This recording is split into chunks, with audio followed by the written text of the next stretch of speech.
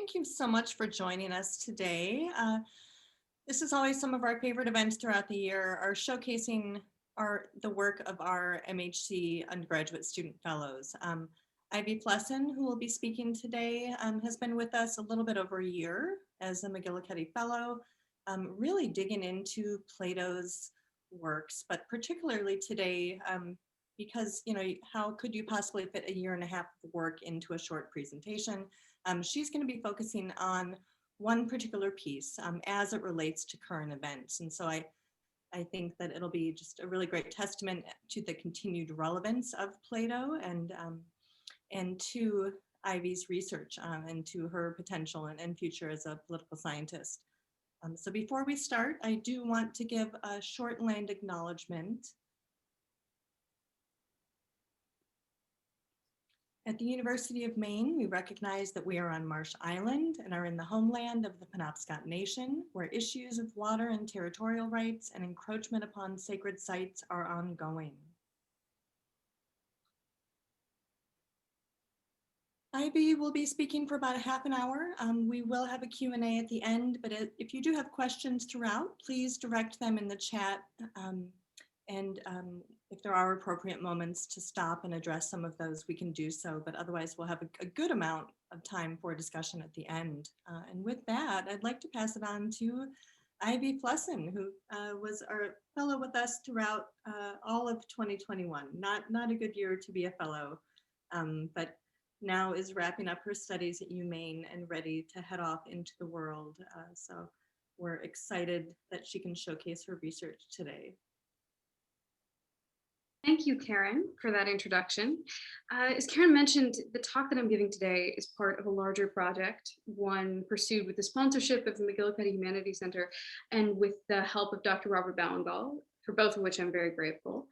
And that project, on the tension between morality and philosophy in the Platonic dialogues, has roughly 4 parts to it, each investigating a specific dialogue. Today's talk covers one vein of that last chapter on Plato's myth of which is hosted in book 10 of what many would call Plato's most famous dialogue, and what I would call the book of political philosophy, the Republic.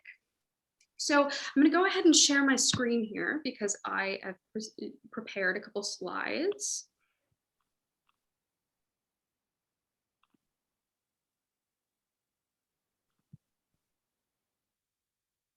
Okay.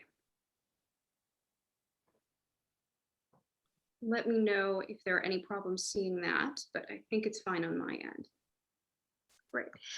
So I'd like to start today by doing what the pandemic has, in its rather conniving way, forced us all to do, though rather depressingly.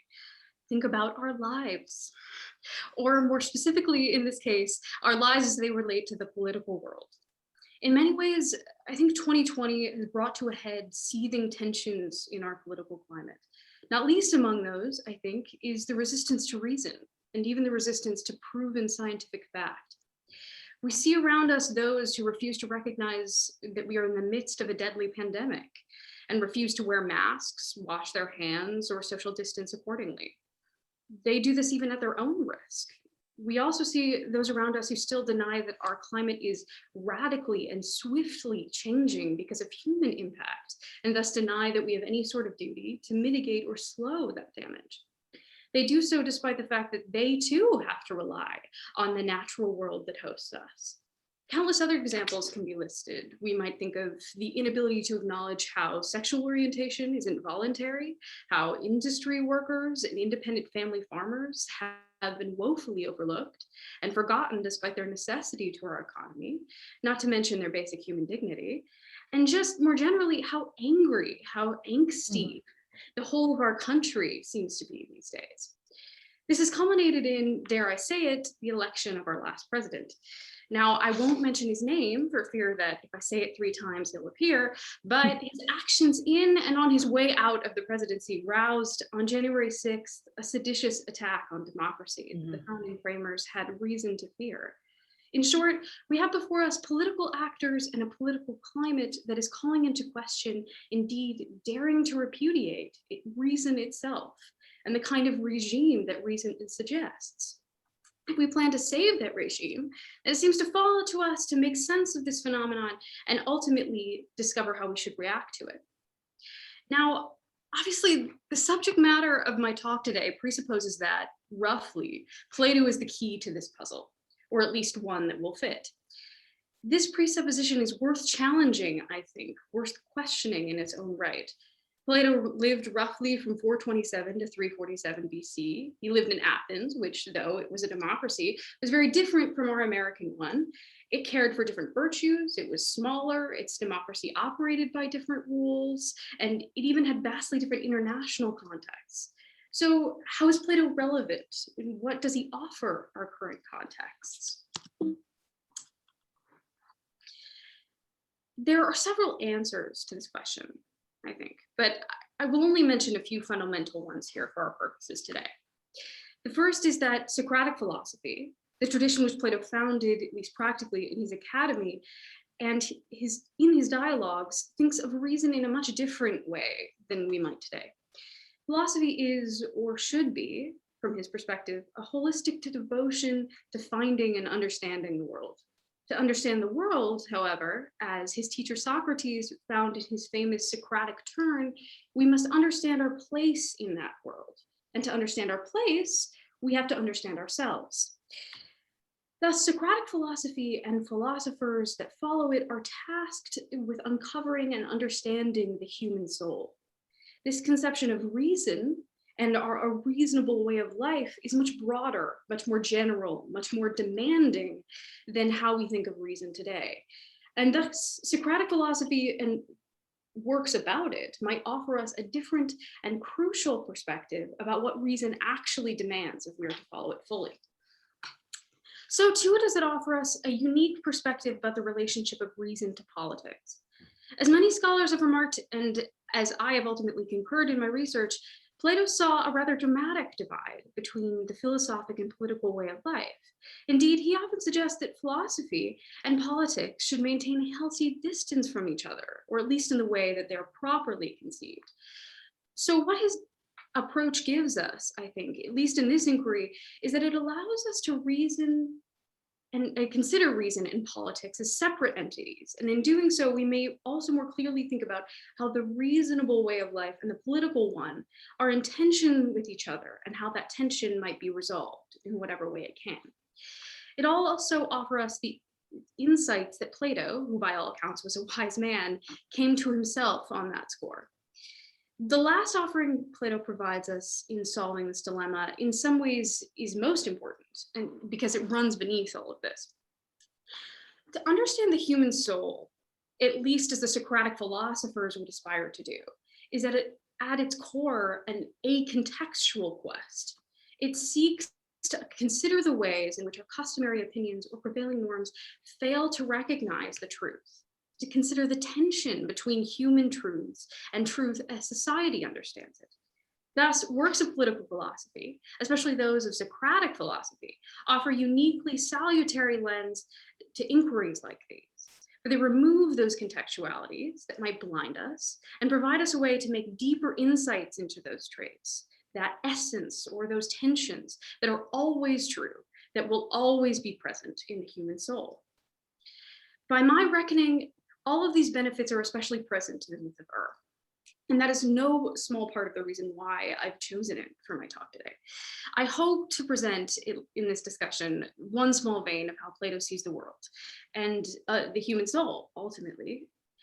And ultimately, I think this will come to culminate in suggesting that there is reason as the resistance to reason, and that resistance is an enduring problem that the human soul causes, and that cause will ultimately come to bear in effect on the political world. I also hope to offer my thoughts on how we should think of that problem today and how it might affect our relationship with society.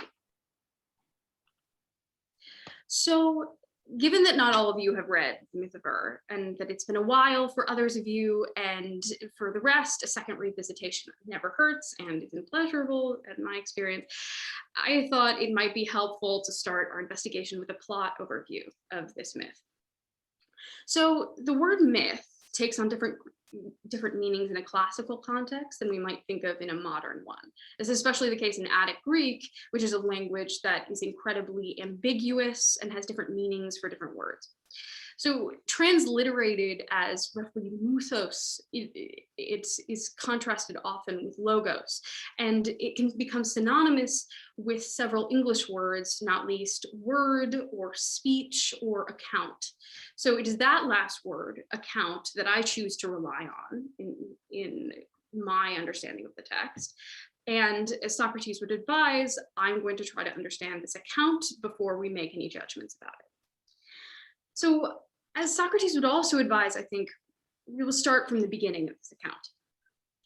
The first thing we learn about is that he is a strong man, and by race, he comes from Pamphilis or Pamphylia, which is in modern day Turkey. Once upon a time, Socrates tells us, died in war, and the corpses, he among them, were allowed to lay on the battlefield for 10 days. While other corpses decayed, however, was picked up in a good state of preservation.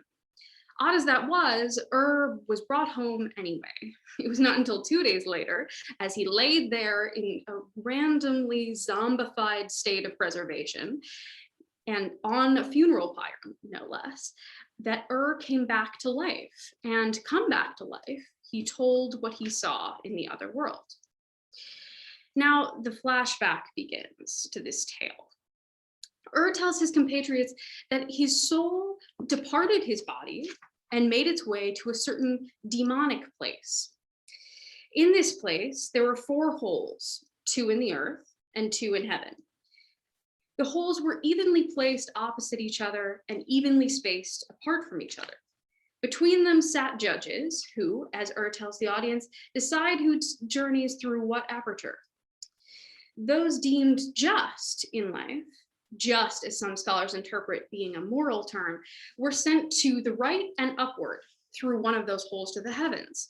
And those deemed unjust were sent to the left and down through one of those 2 holes in the earth. The just and unjust then have diametrically opposed fates as decided by the judges. Too came before the judges, but his fate was of rather a different kind.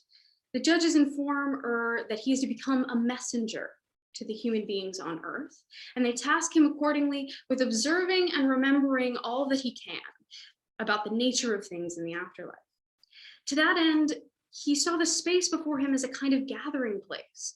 Souls came from the heavens pure and happy, and souls came from the earth full of dirt and dust, crying and lamenting, as Plato tells us. And they all conversed with each other about what they had seen and done. In listening to these conversations, was further enlightened about the nature of their punishments. Each soul was punished for each injustice they committed on earth 10 times over. And each punishment lasted 100 years, or a rather ambitious lifetime. For one injustice then, be that betraying cities or reducing men to slavery, each soul was made to take a journey below the earth for 1,000 years. That journey is, for lack of better words, hellish, until they return to face the judges again. Some souls, though, never returned. There are some that, as learns, having been so evil or so tyrannical, were judged irredeemable and sent below the earth forever. We might know this as an important philosophical assertion on the nature of political men, but we will return to that theme later. So each just soul is judged similarly to an unjust soul. Their rewards are what Plato calls the antistrophes of the penalties of those given to the unjust. Each just soul, though curiously no mention is made of just acts, is rewarded 10 times over, each time being worth 100 years, and were thus granted 1,000 years in great joy, great pleasure, contentment, peace, and purity. They too, however, must return to the gathering place where their reward has concluded. When these 2 groups meet, as tells it, they spend 7 days in what is called the plain, and on the 8th, they depart on a 4-day journey. At the end of the journey, they come to see what might be called the structure of the cosmos. At the center, there beamed a straight light, like a column, stretched from above through all heaven and earth, most of all resembling the rainbow, but brighter and purer. That is, as Plato describes it anyway. Look past the center, however, and the cosmos becomes, though ordered, much more complicated. Around the pillar of light wraps what recounts as the spindle of the necessity. This spindle forms a rather confusing whorl in his words, which appears from the top to be 8 concentric circles, but from the side and bottom appears to be continuous. In sum, the spindle creates what appears to be a cone of coil around this light. The concentric circles of that coil have different colors, and the third is the whitest or most pure. They also move in different ways. 7 of the 8 move in the opposite direction from the outermost circle. Above each one of them sits, and I'm quoting here, a siren accompanying its revolution, uttering a single sound, one note. From all 8 is produced the accord of a single harmony. This cone then appears to be what Plato might elsewhere refer to as the music of the spheres, which was originally a Pythagorean term. And that music is both beautiful and orderly. It also could very well be representing an order that Plato realistically observed: the stars, sun, planets, and moon.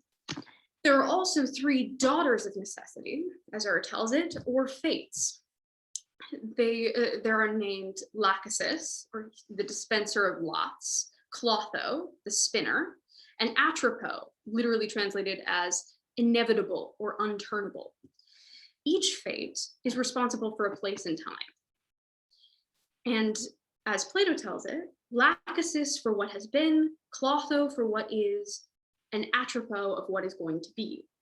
Thus, roughly past, present, and future, these fates sit equidistantly and equally importantly from each other. With them in mind, Ur's audience can craft a more comprehensible image of the cosmos.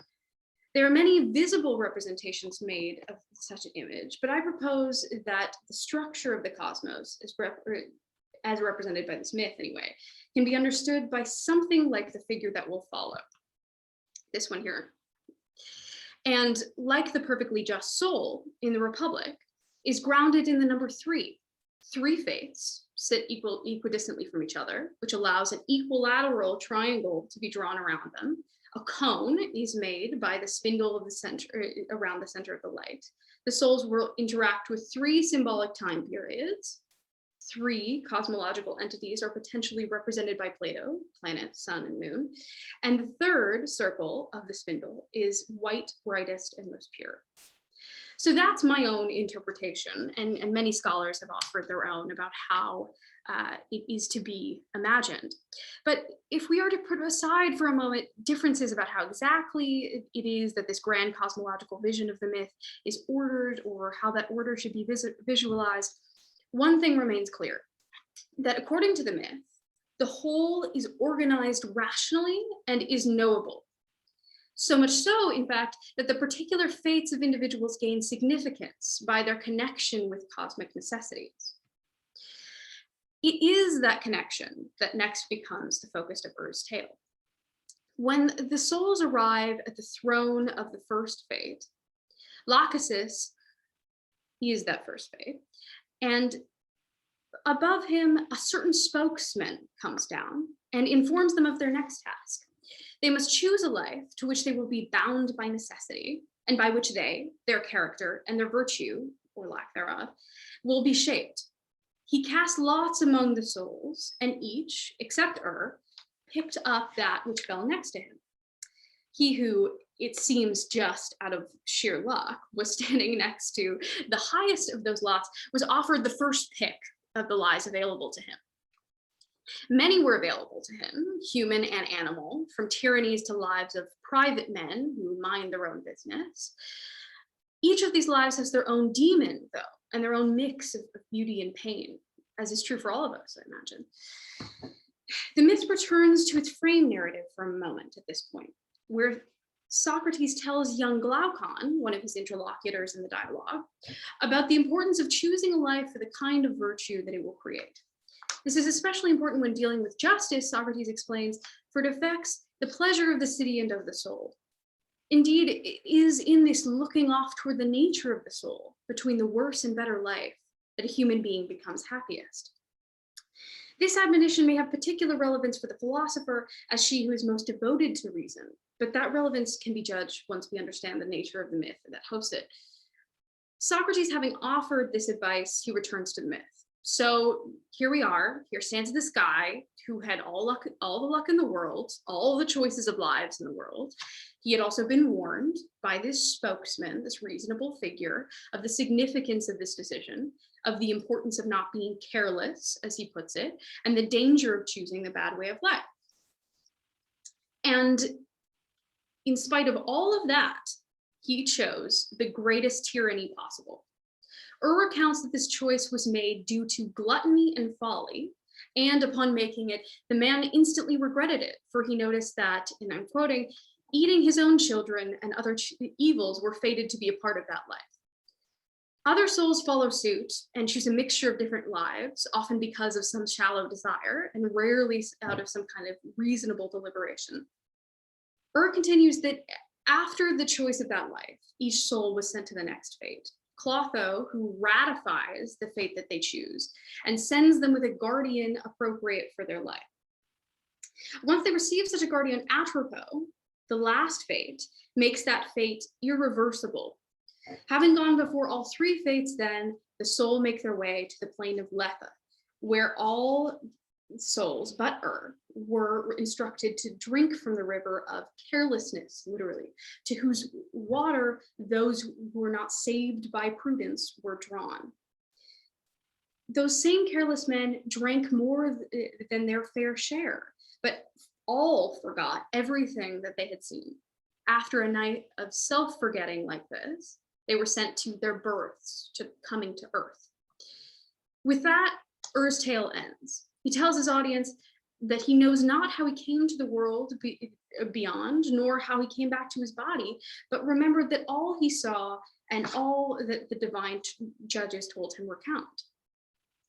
He passes no judgment on what he observed, nor does he offer any interpretation, but Socrates does. And I'd like to read to you that section from the text now.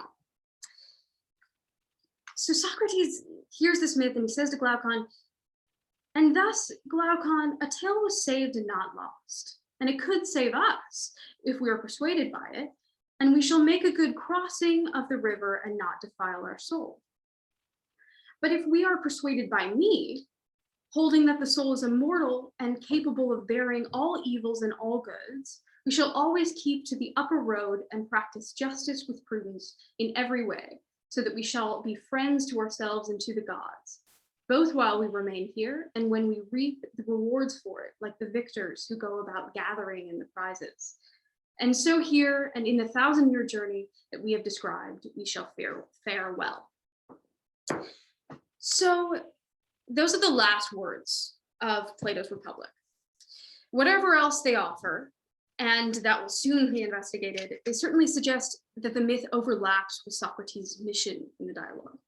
Why else, one might ask, would the upper road and prudence be rewarded, both according to the myth and to Socrates?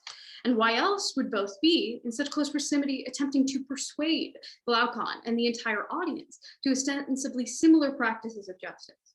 Certainly then, both are meant to offer some way in which we are able to think more prudently about the world around us. My mission today is to, in however small of a way, to take Plato up on that offer. So now we've finally reached the slide that I have flipped to show you that diagram. And I'd like to focus on specific elements that would suggest this resistance to reason within this myth we have now talked about. So at first glance, there appear to be many textual elements that would validate such an argument. And given that this myth recounts quite holistically the nature of the universe, it may be most prudent to begin with the most fundamental of these elements. To that end, a careful reader might notice how the structure of the cosmos, by Ur's account, approaches human nature. Human beings are judged as just and unjust in a categorical, dichotomous, and rather unforgiving way. And the length of their sentence, not to mention the lack of anything that resembles parole, implies that their nature will remain in such a favorable or unfavorable state, or at least deserves to be punished and rewarded as such for at least a millennia.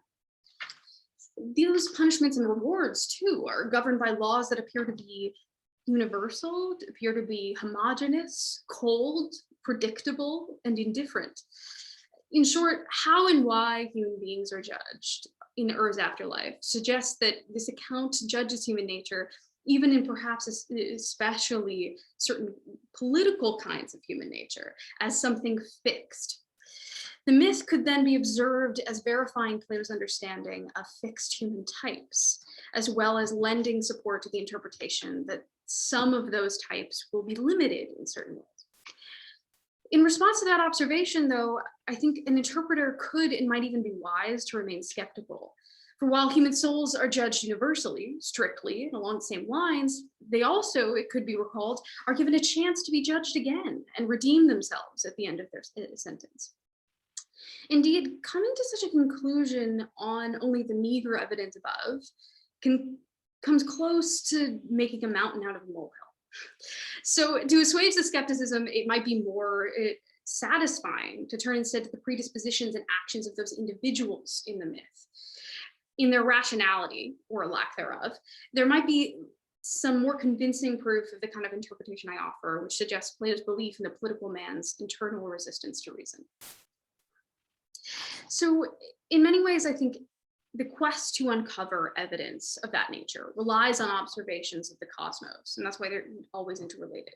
The structure of the cosmos, as I and many other scholars, much more knowledgeable than I, interpret, it is ultimately rational and comprehensible, this cosmos. So the question then becomes, how do those human souls in Ur's myth react to such a reasonable universe? Do they seek to follow reason to the best of their ability, to create a political regime based on that reason, or do they resist such a pursuit, choosing instead to rely inherently and instinctively on their more shallow and more immediate desires?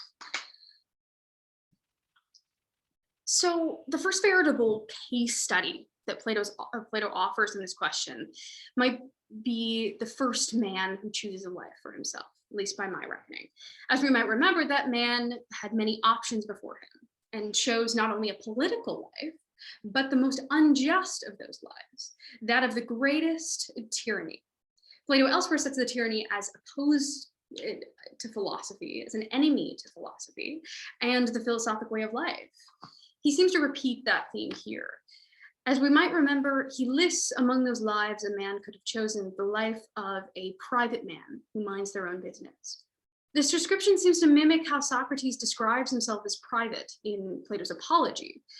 And in light of such mimicry, conjures images of the philosopher and the philosophic way of life.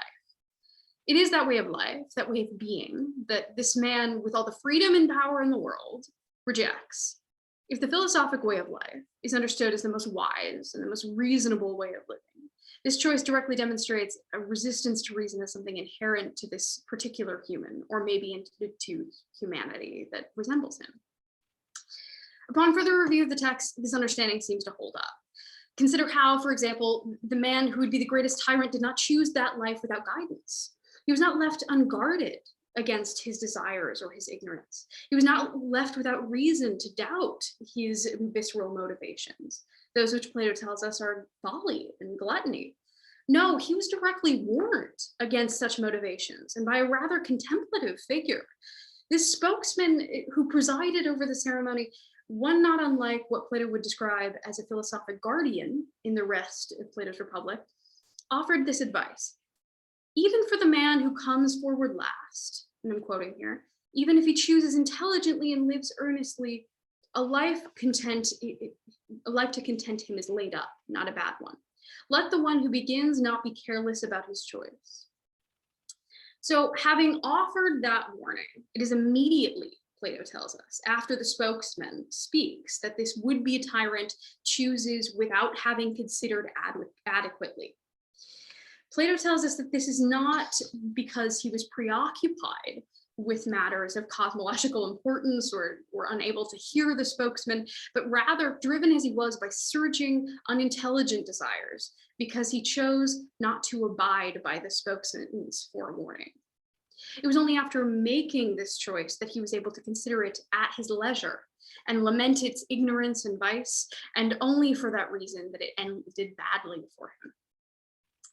So Plato reveals this man as someone who's driven by ignorant desires and chooses a bad way of life, no matter the warnings he receives. We might then ask, what made him that way? Plato describes him as one of those who have lived in an orderly regime in his former life, who may have participated in virtue, but only did so by habit, quote, without philosophy. In that light, it appears that the lack of philosophy makes this man as he is. Plato's description as one of those suggests that there are many more of them, many more who might be considered a member of the same human type or subject to the same human folly. Those who are tempted by the same trap would then appear essentially, inevitably, and inherently resistant to reason. And since they are drawn in some ways to tyranny, they must also be essentially political. So here we have a daring suggestion. Politics and any citizen dependent on it or drawn to it must itself be resistant to reason.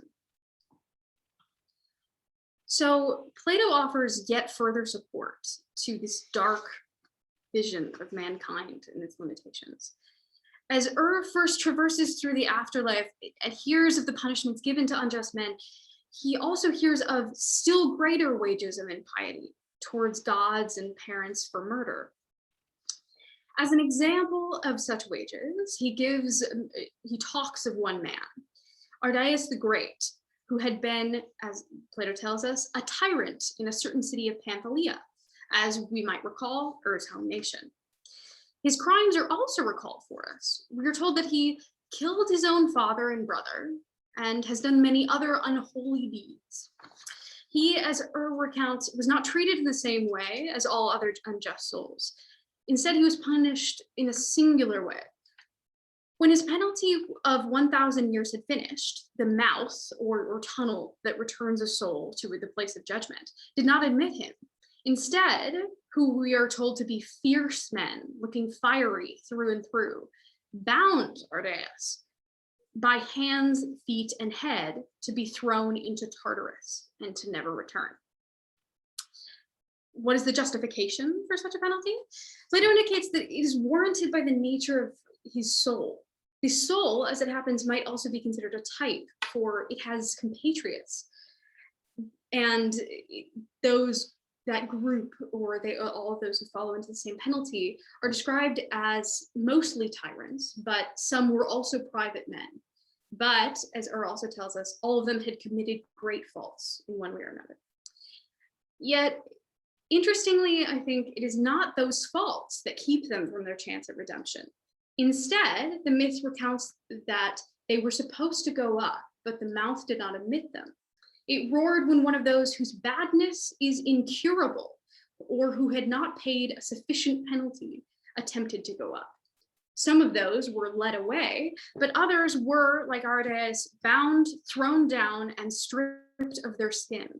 The fiery men dragged them along the wayside, carting them like wool on thorns, and they indicated to those who came by for what reason this was done, and that these men would be led away and thrown into Tartarus.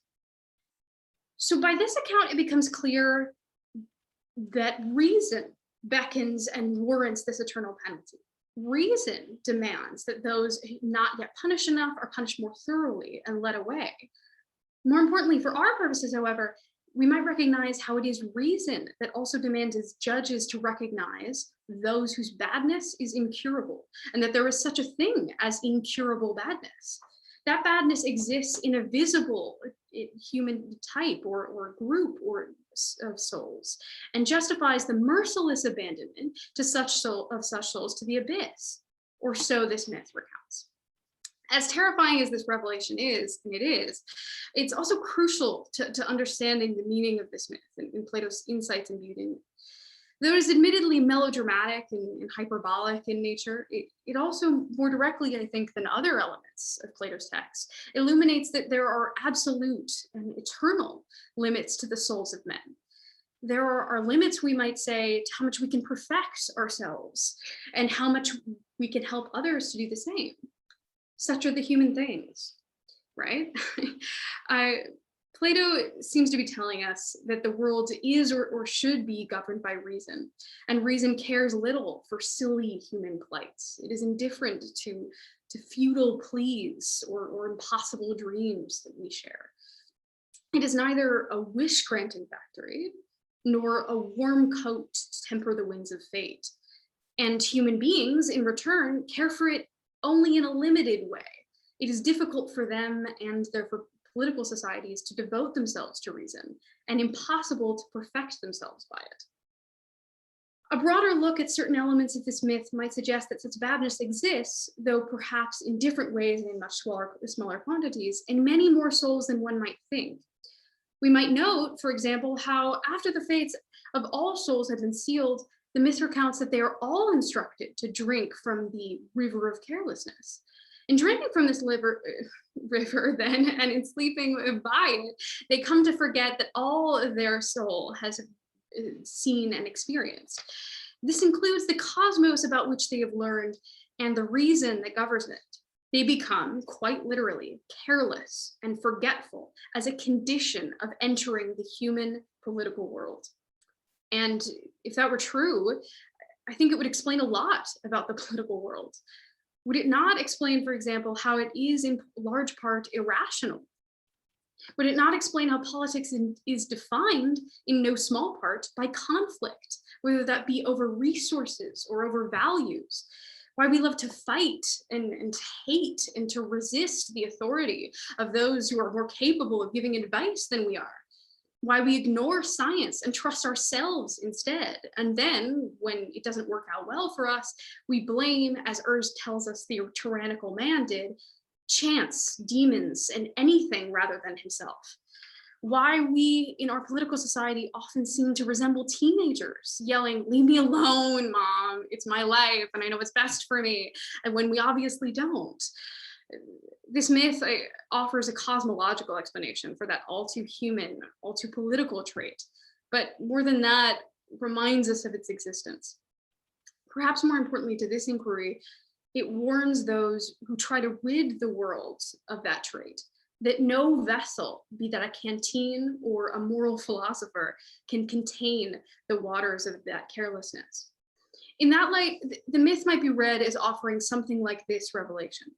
The resistance to reason is an essential limitation of the political world, and present, though in varying degrees, in all of its inhabitants. This enduring problem can be evil, dangerous, and violent, but it can never be fully overcome. So, what might be the implications of these findings, if my review of the myth is correct? I suggest that they explain why, no matter the insistence, the strength, and the compelling nature of reason, it is resisted in the political world, just as it was in the myth of Ur.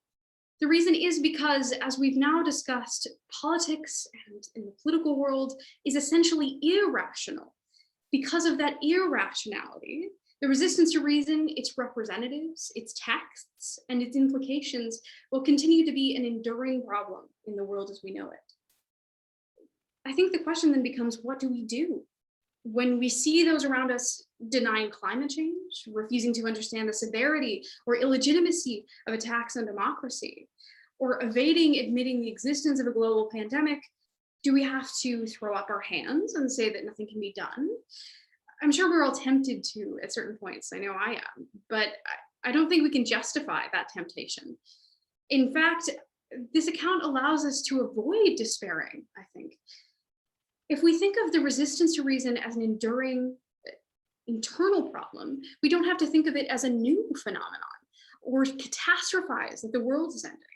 Instead, we might remember that this is something that has always been and always will be, as humans are, to the dismay of thinkers like Descartes, not merely thinking things. So we can think of this account in some ways as offering us an emotional safeguard against the terrifying political climate in front of us. But it also gives us advice that is perhaps more active, though still theoretical and on a decidedly important question. How do we approach those who have forsaken reason entirely?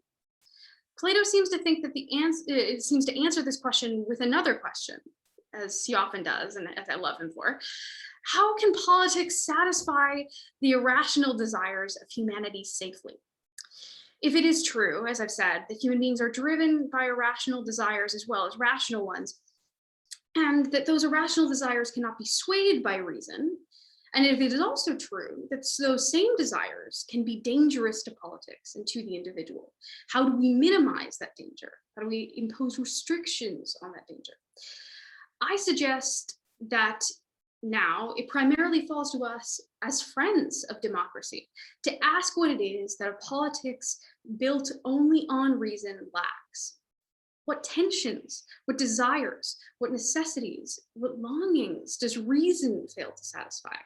What elements of the human soul might be repressed, indeed starved, by the democratic regime we are trying to defend, recommendable as it may be? Whatever else these longings are, they are also spiritual and eternal. And wherever they can be satisfied, they certainly cannot be satisfied fully in reason. In light of that, we might have something that looks like an answer to our question. And largely, I think it's one of accommodation. Rather than scoffing and shaking our heads in judgment about the irrational and at times ostensibly immoral motivations of certain political actors, we might for a moment put aside our moral indignation and try to explain, as the Socratics would do, and even to them, how the ends that they seek are inconsistent with their means. We might offer those actors and all human beings in democracy a spiritual escape valve through which they can express their longings and cathart their most dangerous desires. Instead of rejecting something like religion or civil organizations, we might embrace them and keep them, admittedly, separate from the democracy that is and should be governed by reason. This reason is, I suggest, first and foremost concerned with what reason cannot do. If indeed the Platonic myth is meant to instruct the soul with a tale that seems to be nothing but fantasy, this revised approach would truly be Platonic in nature. And I would suggest wisely so. Thank you. So now at this point, I'd love to open it up for some questions. And it's a dense myth for sure. So if anything isn't recalled or needs clarification, I'd be happy to do that as well.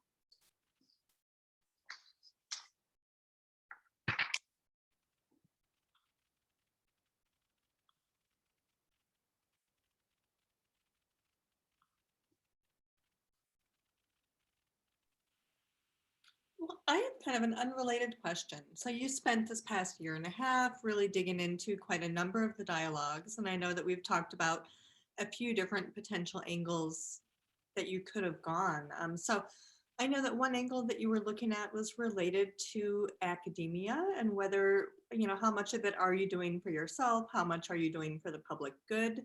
So as you prepare to go off to graduate school and think about your place within kind of the greater world of academia and public engagement as well, are you thinking more about this, about where you fit within Plato's own theories on that? Yeah, well, definitely, certainly. My own research as a larger project was primarily concentrated on this question, as I mentioned. And I think as I pursue academia, as opposed to the more political routes that I could have gone down. For those of you who don't know me, I was involved for 2 years on Janet Mills' campaign. I worked in party politics for a couple of years, and I was dead set for a while on being a lawyer. And it wasn't until I discovered the allure of these books that I chose the trepidatious route of going into academia.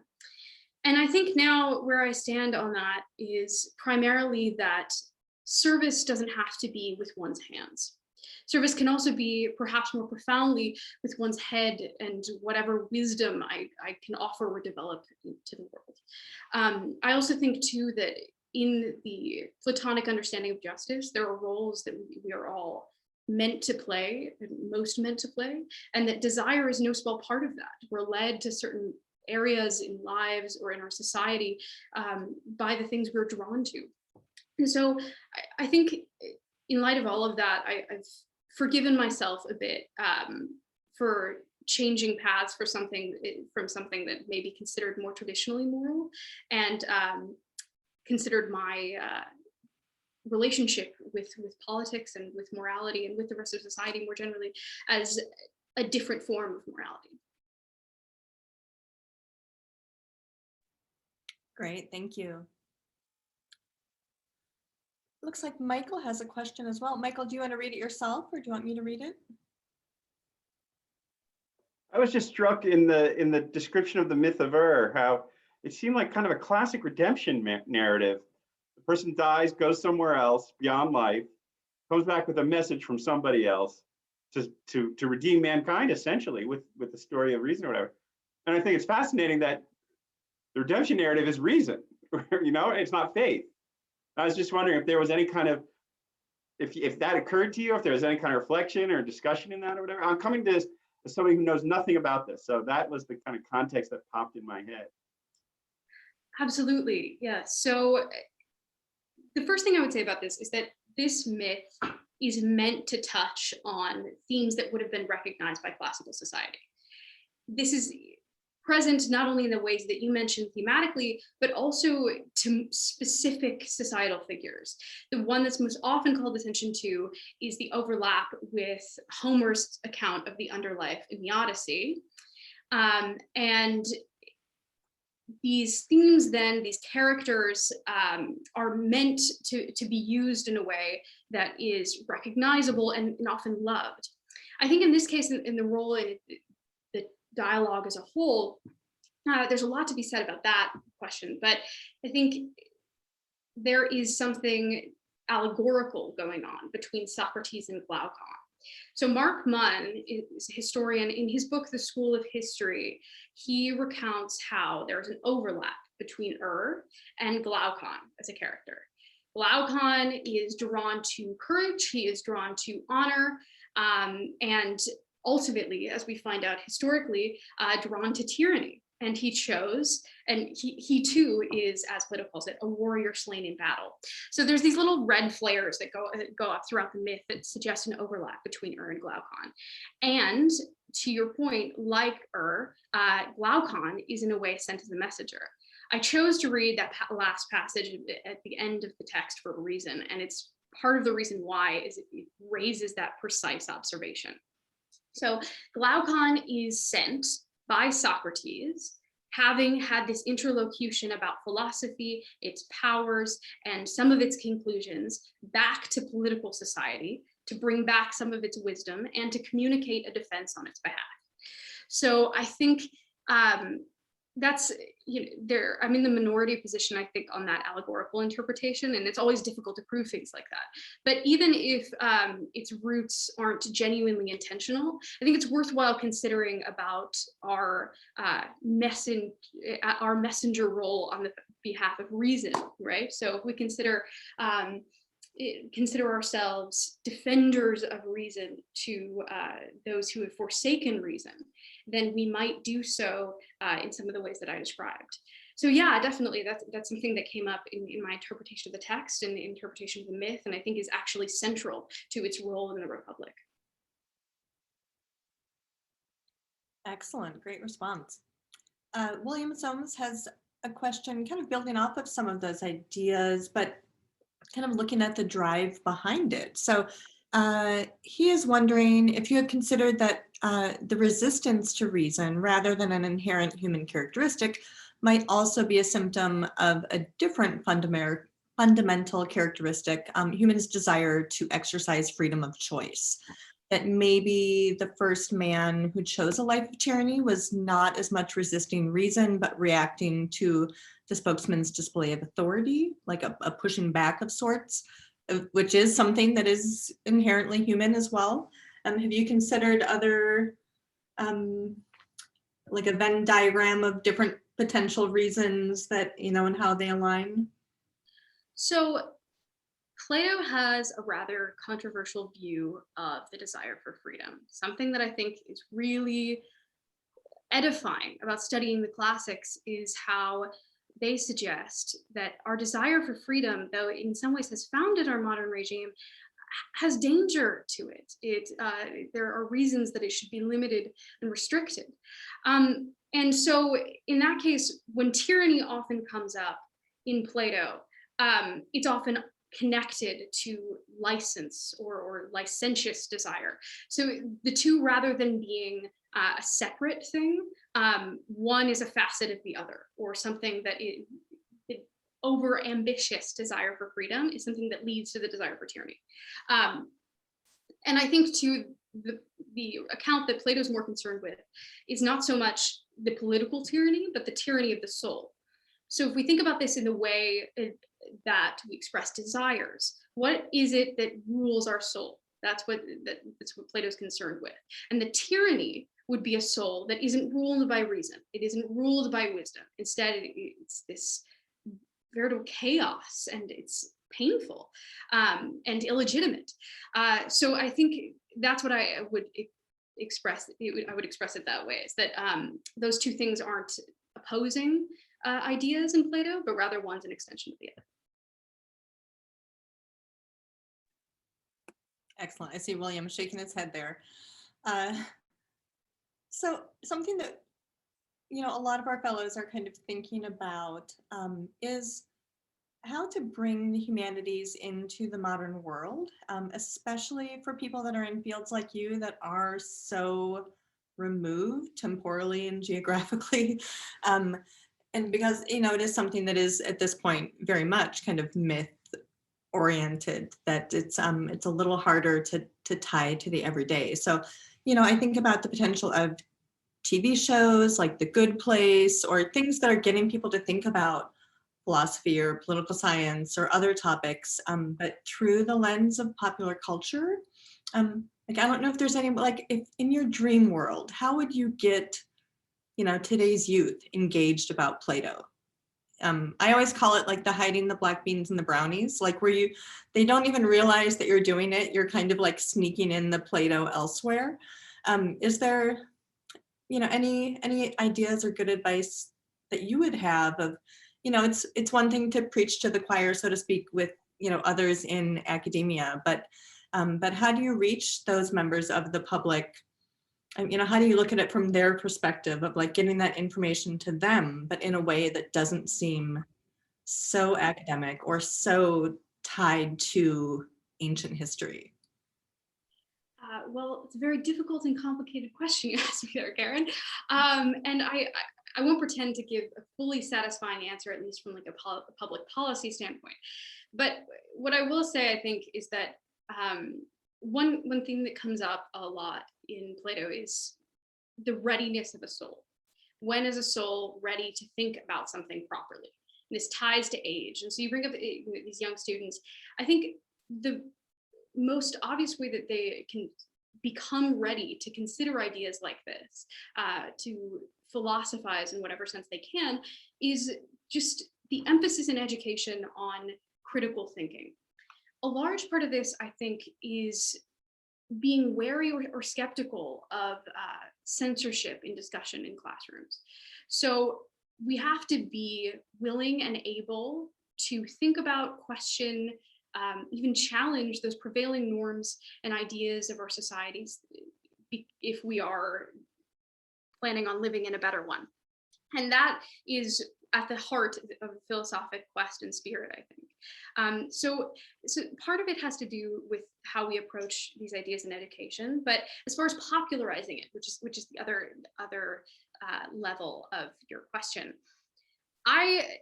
along the lines of the vein of my talk, I would be skeptical about just how much the ancients or just philosophy in general can be completely popularized within a society, not least because it's an incredibly demanding quest. It's a demanding task.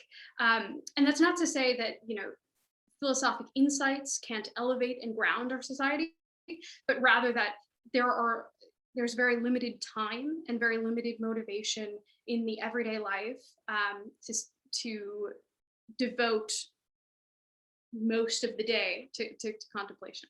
So what I would say then is that our interaction with ideas like this would rather be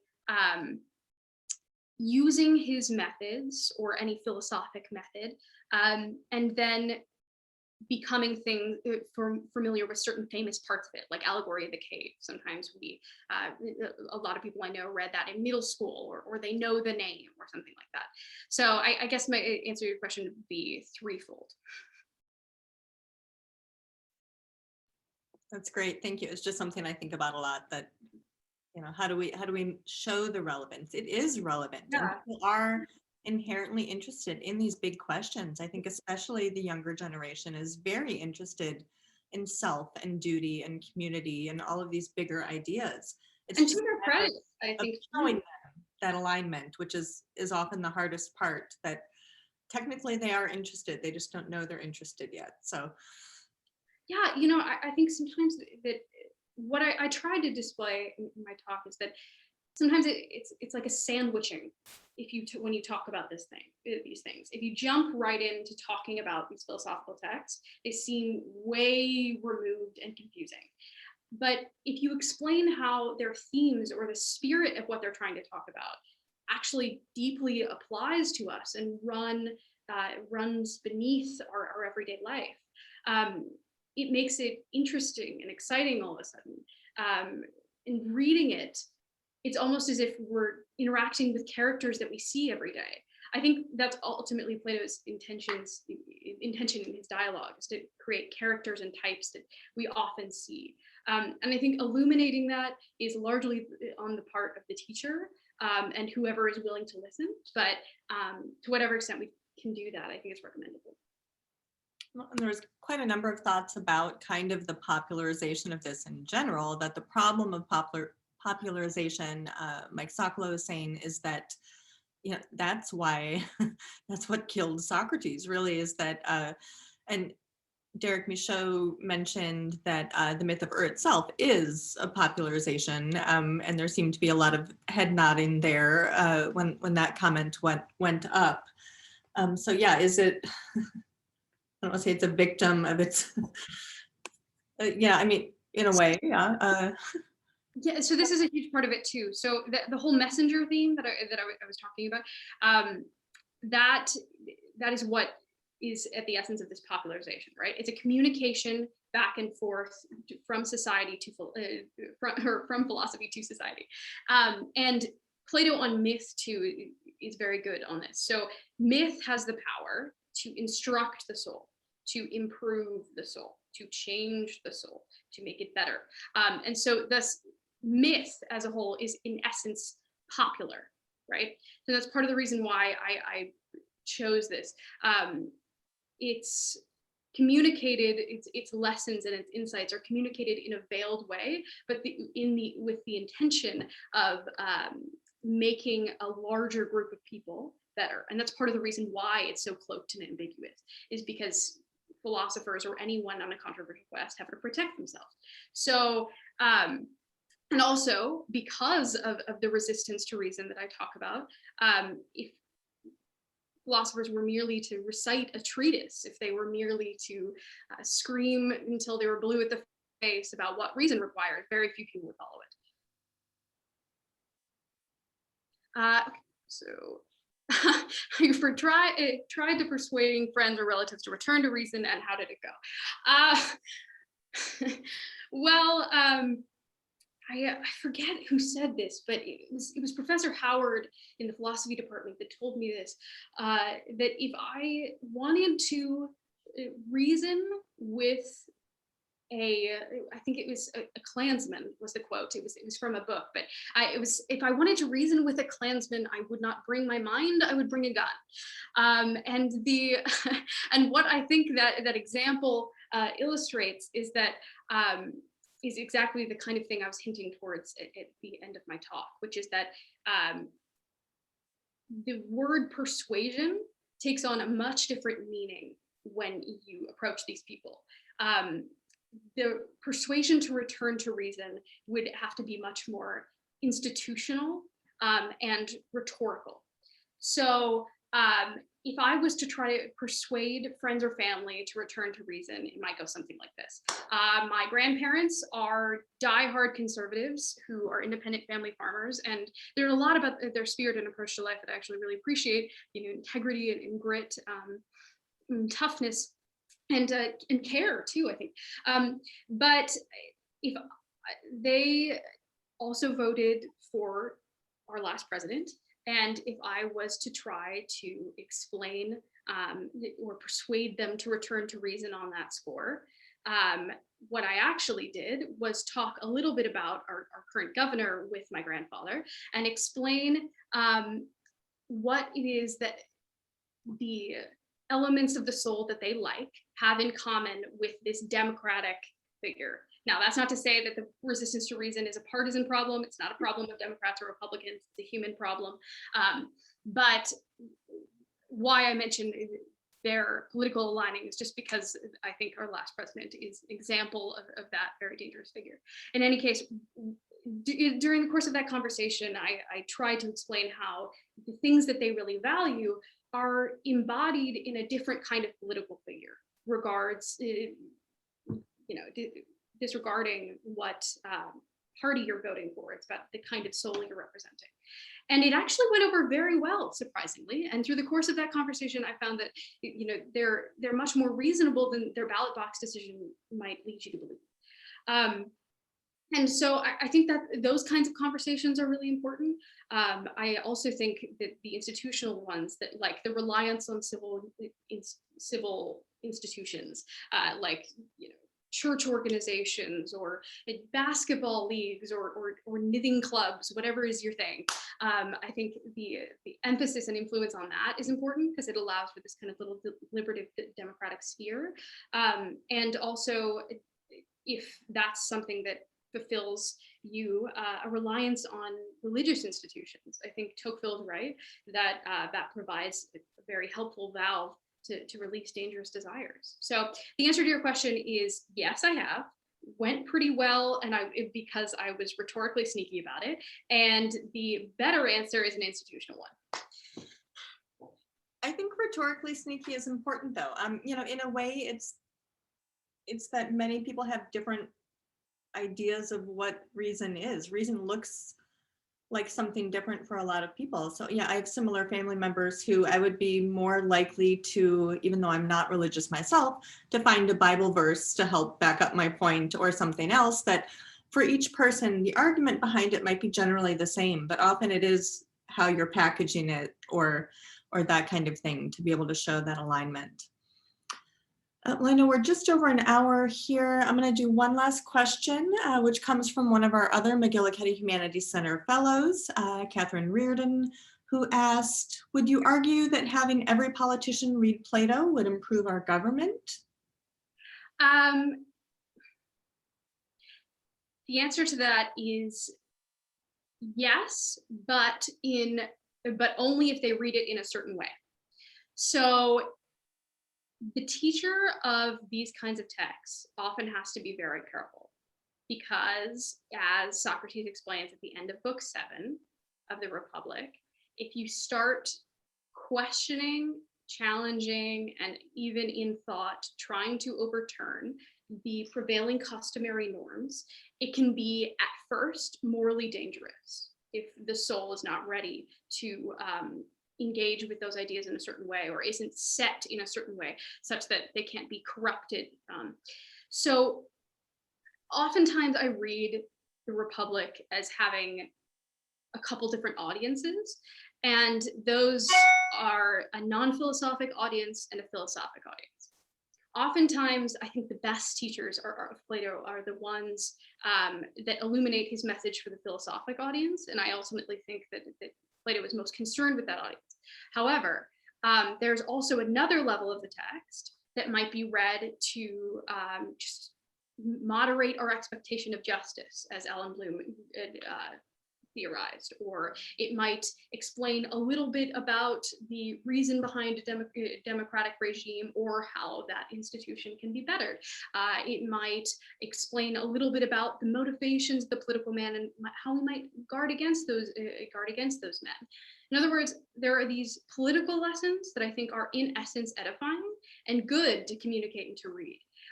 And so, yes, I think if it was read with an eye to those lessons and along that vein and through that lens, it would. But anything beyond that can be dangerous.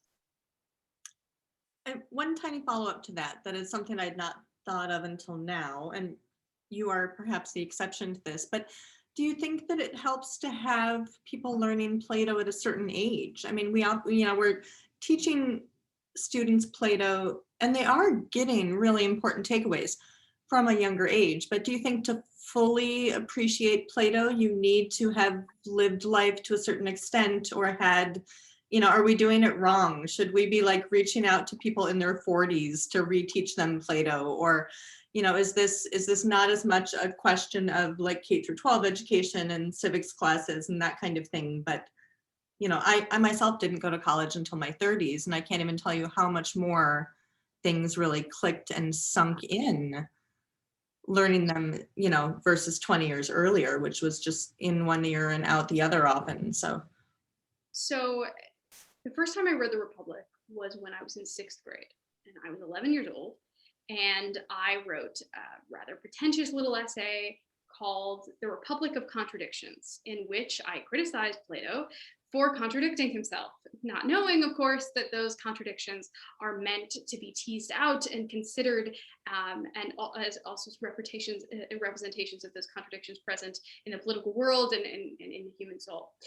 So the answer starts by saying that you can't fully appreciate Plato until you're ready to do that. Now, the answer of when you're ready to do that will differ depending on who you are. Life experience, I think, really matters more than age, like by number anyway. And I also think that, some people by nature are more contemplative, or some people by nature are more mature. And so, the answer of when you're ready to do that will shift. But I think the best answer is by saying that K through 12 civics classes can't fully encapsulate Plato, and they won't fully communicate the kind of wisdom that he really, really, really wants to imbue, I think, within our political society and within ourselves, ultimately. So yes, I definitely think we should reach back out to people in their 40s and have them read Plato. Or there's also this whole canon of philosophers, Western and non-Western, that are edifying in a similar way. I have a personal affection for Plato, and I think he's the most challenging one that I've read. But different scholars, different thinkers, different people lean towards one thinker or another. So I know Dr. Bauengal's grandfather didn't start studying these texts until his very, very late years, and he studied alongside him, and that it was an incredibly rich experience for him at that point. So I think whenever in life you are ready to do that, and whenever in life you can do that, it's definitely something we should do. Wonderful. That's a perfect way to end this. Well, thank you so much for sharing your research with us today. It was really just wonderful to hear more about it and to see that continued alignment with today's world. So it's been a pleasure to have you as a fellow, and we are so excited as you prepare to go off to graduate school and kind of think about the next step to be able to further, continually celebrate your great work, even though your fellowship with us has ended. So thank you again, and thank you all for joining. If you are not already following the McGillicuddy Humanities Center on social media, please do so. Feel free to email me at mhc@maine.edu, and I can get you on our newsletter so we can keep you informed about other great events with the rest of our fellows who are wrapping up their research right now, as well as things that align with our symposium and Bangor Humanities Day and lots of other things coming up soon. So thank you again for joining. Great work, Ivy. Thanks, Ivy. Great job. And great advising, great mentoring too.